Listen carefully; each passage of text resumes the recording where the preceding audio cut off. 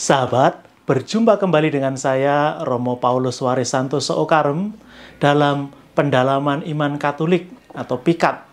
Kali ini kita masih dalam tema hari-hari menjelang Santa Perawan Maria menerima kabar dari malaikat. Hari ini kita akan melihat kisah ini sebuah dongeng atau sebuah fakta sejarah. Kisah yang dibuat-buat atau memang senyatanya ada. Sebelum kita menelisik, melihat, sekarang kita memulai dengan doa malaikat Tuhan. Demi nama Bapa dan Putra dan Roh Kudus. Amin. Maria diberi kabar oleh malaikat Tuhan bahwa ia akan mengandung dari Roh Kudus.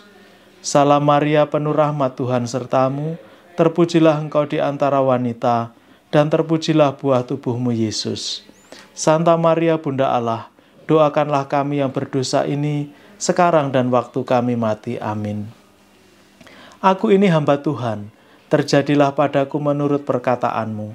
Salam Maria, penuh rahmat, Tuhan sertamu, terpujilah engkau di antara wanita, dan terpujilah buah tubuhmu Yesus. Santa Maria Bunda Allah, doakanlah kami yang berdosa ini, sekarang dan waktu kami mati. Amin. Sabda sudah menjadi daging dan tinggal di antara kita. Salam Maria, penuh rahmat, Tuhan sertamu, terpujilah engkau di antara wanita, dan terpujilah buah tubuhmu Yesus. Santa Maria Bunda Allah, doakanlah kami yang berdosa ini, sekarang dan waktu kami mati. Amin. Doakanlah kami ya Santa Bunda Allah, supaya kami dapat menikmati janji-janji Kristus. Marilah berdoa. Ya Allah, karena kabar malaikat kami mengetahui bahwa Yesus Kristus Putramu menjadi manusia, curahkanlah rahmat-Mu ke dalam hati kami, supaya karena sengsara dan salibnya, kami dibawa kepada kebangkitan yang mulia, sebab Dialah Tuhan dan pengantara kami. Amin.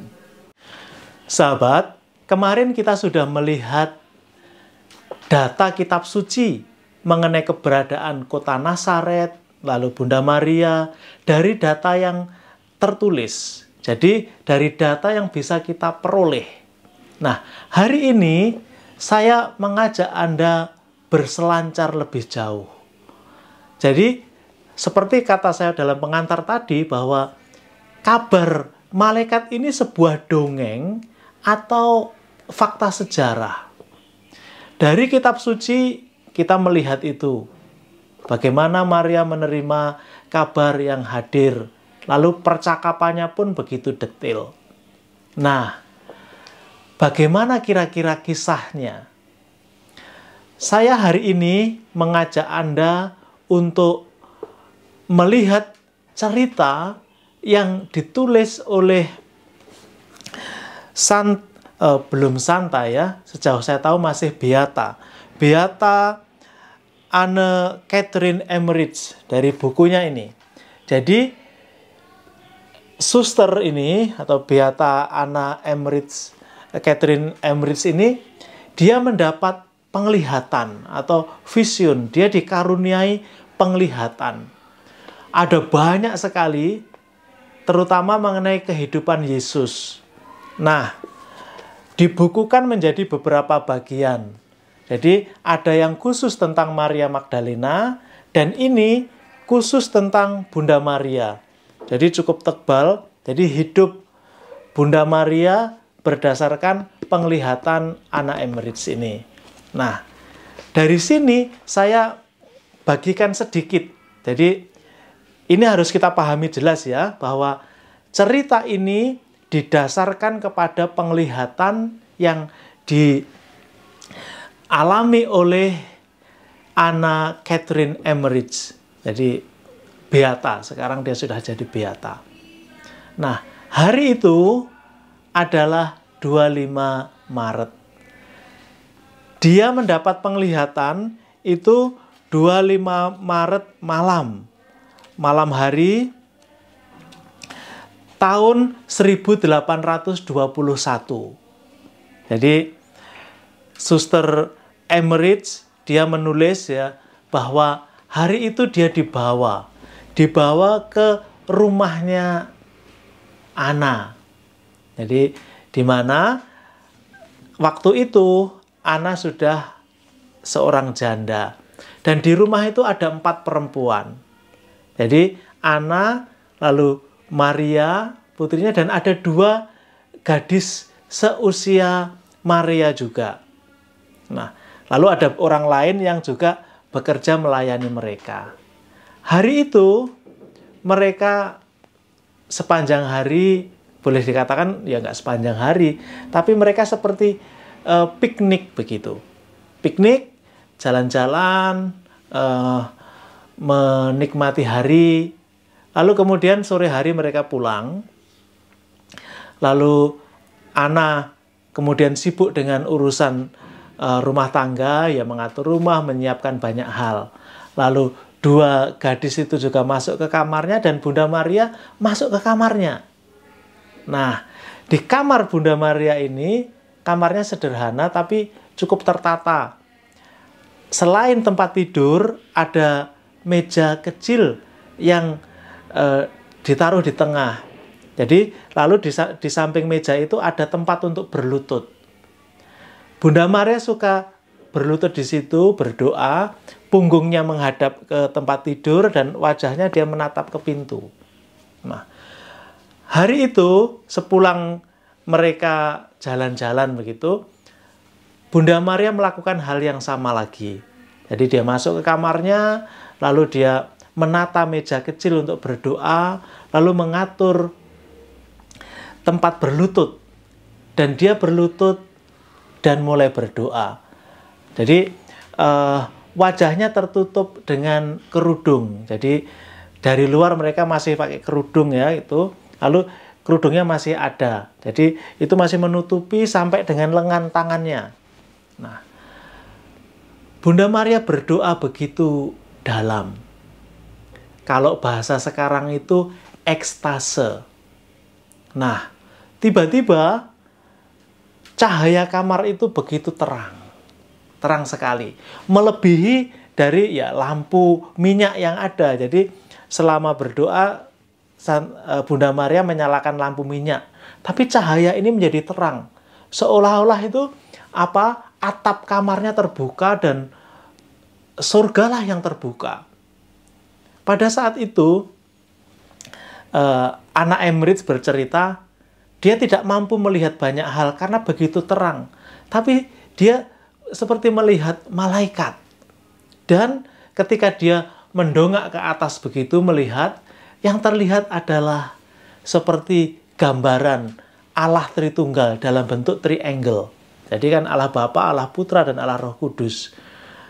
Ana tidak melihat wajah ketiganya, tapi simbol Allah Tritunggal itu dia lihat. Dan cahaya memenuhi Bunda Maria. Yang dia dengar dari Bunda Maria adalah kata-kata terakhirnya. Terjadilah padaku menurut perkataanmu itu. Lalu kemudian proses cahayanya mulai meredup dan menghilang. Nah, ini kejadian yang Anna Emmerich lihat. Apa yang terjadi pada hari Bunda Maria mendapat kabar. Dari cerita ini, itu kabar yang diterima itu bukan sesuatu yang misalnya tiba-tiba, misalnya ya, Bunda Maria sedang menyapu atau mengerjakan sesuatu, lalu tiba-tiba muncul malaikat di depannya, lalu mengatakan, tidak. Tapi ketika Bunda Maria sedang berdoa, dan seluruh hatinya terangkat kepada Tuhan, lalu kita mengenal sekarang itu istilahnya ekstase dalam doa. Seluruhnya terangkat dalam Tuhan, jiwanya, raganya dikuasai oleh Tuhan. Dan disitulah dia mendapat pemenuhan Roh Kudus. Dia bukan hanya mendapat kabar bahwa kamu akan hamil, akan mengandung, tapi juga Roh Allah itu kemudian turun. Dalam bentuk cahaya itu turun masuk ke dalam diri Bunda Maria. Nah, itu peristiwa yang sulit diungkapkan. Kalau digambarkan, kalau kita baca cerita dari Anna Emmerich ini betul-betul seperti sebuah dongeng. Tapi kemudian kita melihat bahwa ini bukan sekedar dongeng. Orang bisa berprasangka, oh bagaimana ceritanya, bagaimana kejadiannya, jam berapa, pada saat bagaimana Bunda Maria menerima kabar itu. Minimal dari cerita Anna Catherine Emmerich ini kita tahu, Bunda Maria ketika menerima kabar itu, dia sedang berdoa. Dia sedang membuka hati kepada kehendak Tuhan. Bukan ketika sedang sibuk melakukan banyak hal, tapi memang ketika dia menyiapkan hati untuk berbicara, bersekutu, bersatu dengan Tuhan. Saat itulah Bunda Maria menerima kabar. Nah, para saudara, Anda boleh tidak percaya, karena memang ini adalah pewahyuan pribadi. Jadi dalam gereja itu, pewahyuan publik itu sudah berhenti ketika kitab suci terakhir ditulis. Sudah tidak ada lagi pewahyuan publik. Yang ada adalah pewahyuan pribadi. Jadi entah itu Allah sendiri atau Bunda Maria kemudian memberi sesuatu. Kita mengenal ada penampakan-penampakan. Tidak semua yang mengatakan penampakan itu diterima oleh gereja. Ada yang ditolak. Tapi juga banyak yang diterima. Juga vision-vision. Nah, sekarang bagaimana kita mengerti bahwa cerita ini benar atau tidak, bisa dipercaya atau tidak, itu melewati banyak hal. Jadi misalnya seperti cerita dari Anna Catherine Emmerich ini, kita tahu bahwa ini tidak ditulis lalu disebarkan begitu saja, tapi juga diberikan kepada otoritas gereja. Misalnya, buku ini yang sudah diterbitkan, itu mendapat apa? Kalau dalam tulis itu ada nihil obstat, ada imprimatur. Artinya, ada otoritas gereja yang berwenang, yang menyatakan bahwa buku ini boleh terbit. Boleh terbit dan menjadi bacaan alternatif. Nah, bukan bacaan utama. Bacaan utama itu jelas kitab suci. Jadi ini boleh untuk memberi kita gambaran. Maka cerita singkat yang saya ambil dari paparan Beata Anna Emmerich ini bisa menambah pemahaman kita mengenai situasi saat Bunda Maria menerima kabar dari malaikat. Sekarang kita menutup dengan doa. Demi nama Bapa dan Putra dan Roh Kudus. Amin. Bapa kami yang ada di surga, dimuliakanlah namamu, datanglah kerajaanmu, jadilah kehendakmu, di atas bumi seperti di dalam surga. Berilah kami rejeki pada hari ini, dan ampunilah kesalahan kami, seperti kami pun mengampuni yang bersalah kepada kami, dan janganlah masukkan kami ke dalam pencobaan, tetapi bebaskanlah kami dari yang jahat. Amin. Salam Maria, penuh rahmat Tuhan sertamu, terpujilah engkau di antara wanita, dan terpujilah buah tubuhmu Yesus.